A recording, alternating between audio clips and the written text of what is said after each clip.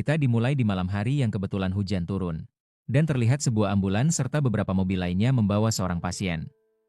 Namun, mereka tidak membawanya ke rumah sakit, melainkan ke sebuah gedung, tempat di mana pada malam itu akan dilakukan operasi ilegal terhadap seorang ketua gangster. Yang mengoperasi ketua gangster tersebut adalah seorang dokter yang izin praktiknya sudah dicabut, yang memang sering melakukan tindakan seperti itu. Dokter tersebut bernama Jung Seok. Operasi tersebut langsung dilaksanakan, dan mereka percaya saja pada dokter tersebut. Biasanya, dokter itu dibantu oleh dua rekannya, yaitu Yunho dan Yongju, seorang mahasiswa keperawatan. Jung Seok, dokter yang sebenarnya sangat berbakat, namun izin praktiknya dicabut karena suatu masalah, juga terlibat dalam operasi ini. Operasi yang dilakukan malam itu berjalan lancar. Di sisi lain, ada seorang dokter syaraf terkenal bernama Chai Duk-hee, yang selalu sukses dalam setiap operasinya. Keesokan harinya, seorang polisi menemui Duk-hee dan menunjukkan sebuah rekaman yang menunjukkan adanya operasi ilegal di bidang syaraf. Dalam rekaman itu, terlihat tangan seorang perempuan yang diduga adalah Jung Seok. Menyadari hal tersebut, Duk-hee memerintahkan orang lain untuk mencari tahu keberadaan Jung Seok karena ia ingin menemukan dokter tersebut. Sementara itu, Jung Seok dan Yongju baru saja selesai melakukan operasi kemarin. Yongju, sebelumnya pernah diselamatkan oleh Jung Seok sehingga ia sekarang mengikuti semua perintah Jung Seok. Setelah operasi, Jung Seok memeriksa kondisi pasien yang dioperasi kemarin. Dokter Han melaporkan bahwa tanda-tanda vital pasien sudah membaik dan ia bisa berbicara kembali. Ketua gangster itu mengucapkan terima kasih kepada Jung Seok karena telah berhasil mengoperasinya. Meskipun Jung Seok tahu latar belakang bisnis gelap ketua gangster tersebut, Jung Seok dibantu oleh seorang perawat yang diundang oleh para gangster. Perawat ini merasa tidak puas dengan bayaran yang diterimanya, yang dirasanya terlalu sedikit. Ia mendekati Jung Seok dan mengatakan bahwa ia pernah bekerja di rumah sakit Jung Seok bekerja sebelumnya dan tahu masalah yang terjadi antara Jung Seok dan Chai Duk-hee. Karena hal itu, Jung Seok merasa kesal dengan perawat tersebut. Menurut Yongju, perawat itu dulu dipecat karena malpraktek terhadap pasien dan kini bekerja di panti jompo. Meskipun demikian, perawat itu masih belum puas dengan bayaran yang diterimanya. Akhirnya, ia membius ketua gangster tersebut dan meminta Jung Seok untuk berbicara empat mata dengannya. Perawat itu merasa tidak terima karena bayaran yang diterimanya jauh lebih kecil dibandingkan dengan Jung Seok. Apalagi, ia tahu bahwa Jung Seok melakukan malpraktik karena izin praktiknya sudah dicabut. Oleh karena itu, perawat tersebut meminta Jung Seok untuk menaikkan bayaran dengan imbalan akan menutup mulutnya. Jika Jung Seok menolak, ia mengancam akan menyebarkan informasi tentang operasi ilegal yang dilakukan Jung Seok. 이따 계좌번호 주세요. Sementara itu, Duk-hee masih terus mencari keberadaan Jung Seok. Dia pergi menemui seseorang yang diyakini mengetahui tentang video operasi ilegal Jung Seok. Orang itu mengakui bahwa dia memang yang merekomendasikan pekerjaan tersebut kepada Jung Seok, namun informasi yang bisa diberikan kepada Duk-hee terbatas. Tiba-tiba, Duk-hee merasa kesakitan, yang disebabkan oleh penyakit yang dideritanya. Keadaan Duk-hee semakin memburuk, dan meskipun ia sering mengonsumsi obat untuk menahan rasa sakit, kondisinya tidak kunjung membaik. Keesokan harinya, ketua gangster itu akhirnya diperbolehkan pulang dan akan dirawat oleh Dr. Han. Ia mengucapkan terima kasih kepada Jung Seok dan mengatakan jika Jung Seok membutuhkan bantuan, ia bisa menghubunginya. Namun, Jung Seok menolak dan mengatakan bahwa setiap orang harus mengurus urusannya masing-masing. Ia tidak ingin merasa berutang budi kepada siapapun. Setelah semua selesai, ketua gangster tersebut dibawa untuk mendapatkan perawatan lebih lanjut oleh Dr. Han. Perawat yang sebelumnya protes terhadap Jung Seok masih merasa penasaran dengan Jung Seok. Dia bertanya kepada Yongju apakah ia adalah asistennya Jung Seok. Awalnya Yongju malas menjawab, tetapi setelah perawat itu mengancam akan bertanya kepada Jung Seok, akhirnya Yongju mengatakan kalau ia membantu semua pekerjaan yang disuruh Jung Seok. Setelah itu, Yongju meninggalkannya. Perawat itu kemudian merasa haus kemudian ia menemukan air di tas lain dan meminumnya. Di sisi lain, Yongju disuruh oleh Jung Seok untuk mengantarkan barang yang tertinggal milik Dr. Han. Jung Seok berpesan agar tidak membuka paketnya karena barang di dalamnya bisa terkontaminasi. Salah satu anggota Jung Seok juga disuruh untuk istirahat. Setelah semua orang pergi, Jung Seok akhirnya mendatangi perawat itu. Perawat itu setelah meminum air tersebut, ia jatuh pingsan dan tidak sadarkan diri. Di dalam perjalanan, Yongju menyadari bahwa Jung Seok telah berbohong kepadanya tentang paket itu, ia langsung berbalik untuk kembali. Ketika perawat itu terbangun, ia masih dalam keadaan bingung dan tidak sepenuhnya sadar. Ia langsung pergi mencari keberadaan uangnya. Pada saat ia menghitung kembali uangnya, tiba-tiba dari belakang Jung Seok menyerangnya dengan selang infus yang mengakibatkan perawat tersebut tidak bisa bernafas dan pergi selamanya. Ketika Yongju tiba di sana, Jung Seok sudah selesai melaksanakan aksinya. Ia langsung meminta cangkul dari Yongju, dan keesokan harinya, mereka berdua kembali ke rumah mereka. Kebetulan, mereka tinggal bersama. Ketika Yongju memeriksa cangkul yang diberikan oleh Jung Seok, dia menyadari bahwa itu adalah cangkul yang digunakan untuk mengubur perawat yang telah meninggal. Sementara itu, Duki berhasil menemukan tempat tinggal Jung Seok melalui informasi yang dia dapatkan, dan berencana untuk pergi ke sana untuk bertemu dengan Jung Seok. Karena izin praktiknya telah dicabut, Jung Seok ini mencari nafkah dengan membuka apotek, dan memiliki seorang asisten apotek. Setelah selesai bekerja, Jung Seok merasa diawasi oleh seorang pria yang menggunakan gelang monitor di kaki, artinya pria tersebut merupakan pelaku kejahatan yang masih dalam pengawasan polisi. Pada saat itu, polisi mengira Jung Seok merasa terganggu dengan pria yang menatapnya, namun Jung Seok sebenarnya tidak takut sama sekali. Pada suatu hari, Jung Seok tiba-tiba menerima telepon dari Chai Duk-hee. Ia sangat terkejut dan marah, karena telepon itu mengingatkan dia pada masa lalu, ketika ia diperintahkan untuk menghentikan operasi yang sedang dia lakukan. Karena rasa marah itu, Jung Seok menyerang Duk-hee dengan selang infus, namun Duk-hee membalasnya dengan menamparnya.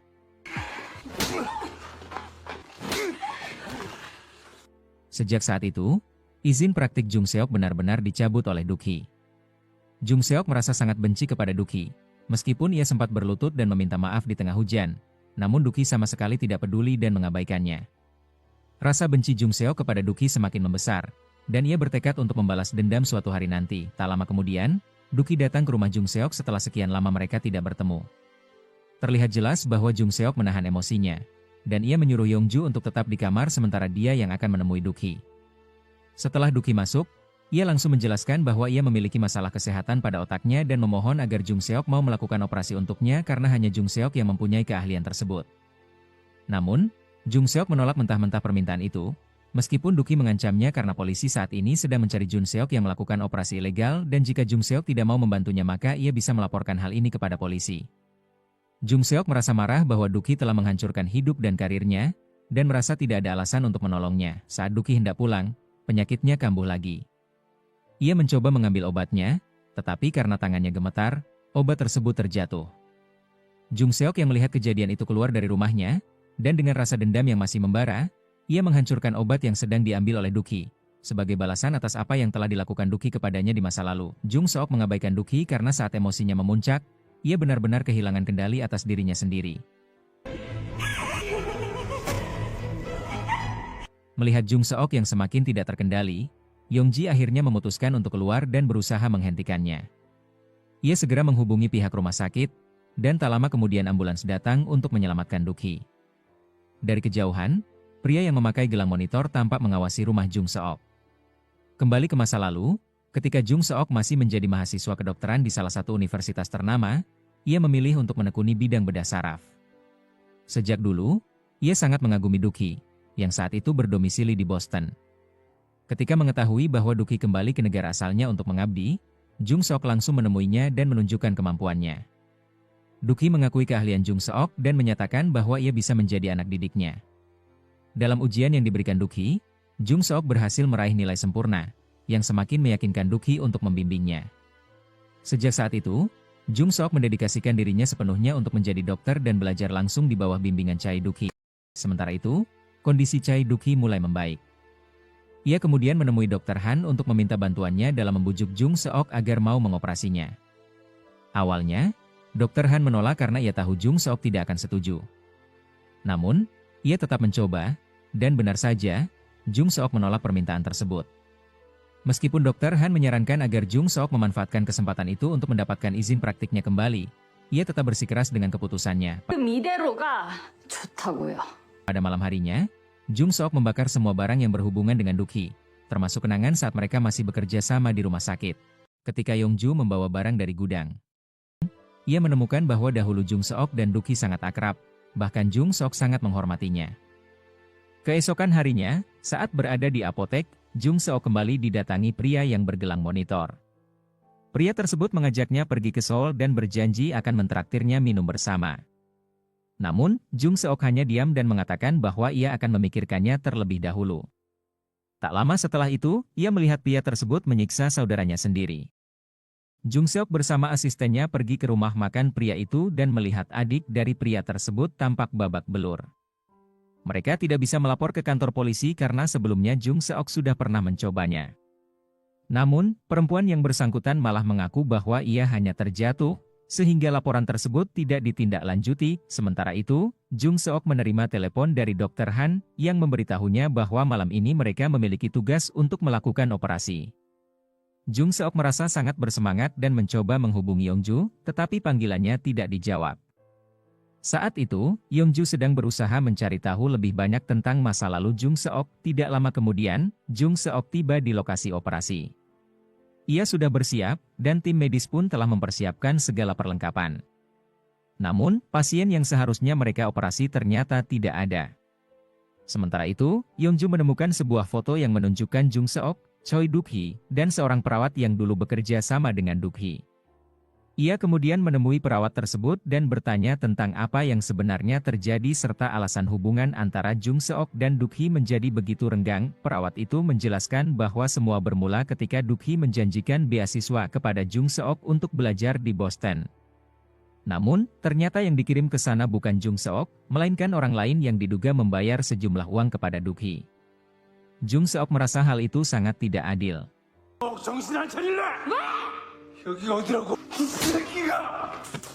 Karena dianggap kurang ajar, Duk-hee menamparnya. Sejak saat itu, Duk-hee menghukum Jung Seok dengan melarangnya melakukan operasi selama 1 tahun. Namun, pada suatu hari, direktur rumah sakit mengizinkan Jung Seok untuk melakukan operasi karena saat itu Duk-hee dan dokter-dokter lainnya tidak berada di tempat. Meskipun demikian, Duk-hee tetap menentangnya dan memerintahkan Jung Seok untuk menghentikan operasinya. Ketika Jung Seok menolak, para staf rumah sakit dipaksa menyeretnya keluar dari ruang operasi. Sejak saat itu, hubungan mereka semakin memburuk karena pasien yang mereka tunggu tidak ada. Jung Seok dan Dr. Han memutuskan untuk pergi. Namun, ternyata mereka telah dijebak oleh Duk-hee yang memberikan informasi palsu. Saat keluar dari gedung, Jung Seok melihat mobil Duk-hee dan langsung mendatanginya. Duk-hee mengatakan bahwa jika Jung Seok bersedia mengoperasinya, selain mendapatkan izin praktik kembali, ia juga akan diberi kesempatan belajar di Boston. Namun, Jung Seok langsung menolak tawaran tersebut karena tidak ingin melakukan operasi pada Duk-hee. Meskipun demikian, Duk-hee yakin bahwa suatu saat nanti Jung Seok akan berubah pikiran. Sementara itu, Yongju meminta Jung Seok pergi ke Boston dan ia akan ikut juga. Namun, Jung Seok tetap teguh pada pendiriannya. Jung Seok tetap bersikeras menolak tawaran tersebut. Bahkan ketika mereka sudah sampai di rumah, Yongju masih terus membahasnya mengenai operasi Duk-hee yang seharusnya Jung Seok membantunya. Namun, jawaban Seok tetap sama, ia tidak mau melakukan operasi tersebut. Saat melihat keluar jendela, Jung Seok menyadari bahwa pria yang sering mengikutinya masih berada di sekitar rumahnya. Merasa situasi ini sudah keterlaluan, ia memutuskan untuk mendatangi pria tersebut di kedai tempatnya bekerja, dengan niat menghabisi nyawanya. Namun, Yongju berusaha menenangkan Jung Seok. Ia mengatakan bahwa dirinya sedang sibuk dengan tugas kuliah dan meminta Jung Seok untuk menahan emosinya setidaknya untuk hari itu. Setelah berpikir sejenak, Jung Seok akhirnya mengurungkan niatnya dan mereka kembali ke rumah. Keesokan harinya, Jung Seok kembali mengunjungi kedai tersebut dan menyadari bahwa kondisi adik pria tersebut semakin memburuk. Ia tidak bisa terus membiarkan perempuan itu mengalami kekerasan dari saudaranya. Untuk menyusun rencana, Jung Seok sengaja meninggalkan payungnya di kedai. Benar saja, pria tersebut kemudian menemui Jung Seok dan mengajaknya berkencan. Jung Seok pun berpura-pura setuju dan mengusulkan agar mereka pergi bersama keesokan harinya, dan Jung Seok yang akan mentraktirnya karena gelang monitor pria tersebut sudah dilepas yang artinya tidak diawasi lagi oleh polisi. Tanpa diketahui oleh pria tersebut, Jung Seok telah menyiapkan minuman yang telah dicampur dengan zat tertentu. Keesokan harinya, setelah menjemput pria tersebut, Jung Seok menawarkan minuman itu di dalam mobil. Tanpa curiga, pria itu meminumnya. Tidak lama kemudian, efek minuman mulai bekerja, tubuhnya melemas dan pikirannya menjadi kabur hingga akhirnya ia pingsan. Saat terbangun, ia terkejut mendapati dirinya dalam keadaan terikat dengan mulut tersumpal. Jung Seok mendekatinya, dan pria itu semakin ketakutan saat menyadari bahwa Jung Seok benar-benar berniat menghabisinya. Tanpa ragu, Seok pun menghilangkan nyawanya. Setelah itu, Jung Seok menelepon Yongju dan meminta bantuannya untuk membersihkan rumah mereka. Sementara itu, ia sendiri membawa tubuh pria tersebut untuk dikuburkan. Mau tidak mau, Yongju pergi ke rumahnya untuk membereskan segalanya. Namun, setibanya di sana, ia terkejut melihat kondisi rumah yang sangat berantakan. Dengan panik, ia segera menghilangkan bukti-bukti dengan cara membakarnya. Tiba-tiba, sebuah mobil polisi melintas di sekitar rumah dan melihat kepulan asap dari api yang dibuat Yongju. Polisi pun merasa curiga dan mendatangi rumah tersebut. Yongju mulai ketakutan, jika mereka ketahuan, baik dirinya maupun Jung Seok bisa menghadapi konsekuensi hukum, apalagi kasus ini melibatkan penghilangan nyawa seseorang. Sementara itu, di tempat lain, saat Jung Seok sedang bersiap untuk menguburkan tubuh pria tersebut, tiba-tiba seseorang datang. Ia segera bersiap untuk menyerang, tetapi saat melihat lebih jelas, ia terkejut, orang yang datang adalah Duk-hee. Lebih mengejutkan lagi, Duk-hee tampaknya mengetahui rahasia kelam yang baru saja dilakukan Jung Seok.